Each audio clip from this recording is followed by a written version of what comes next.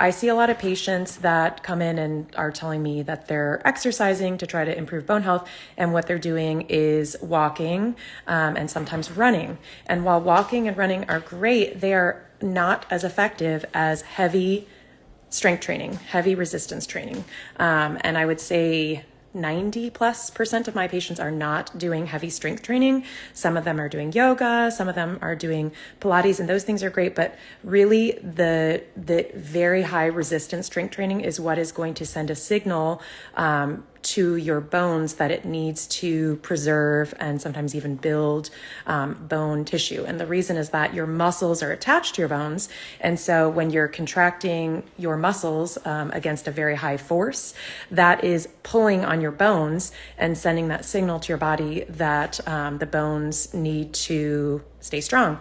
And so a similar effect happens when you're doing jumping, like if you're jumping off boxes or jumping off a platform or something like that, especially onto hard ground, you're getting that sudden high impact load on your bones. That is also very helpful for preventing osteoporosis. The difference, though, is that for a lot of people, jumping is not necessarily accessible, especially if you're in the middle of perimenopause when things are already kind of getting irritated, inflamed. You might have some joint issues that are popping up. There's all sorts of inflammatory changes in menopause that make it sometimes difficult to do a lot of plyometric jumping.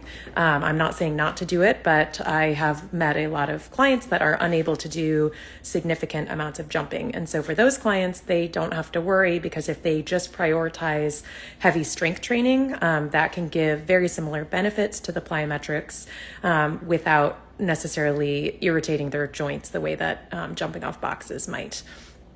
Obviously, the best thing, if you can, is to do both, but certainly, you don't need to worry if you cannot necessarily do the plyometrics.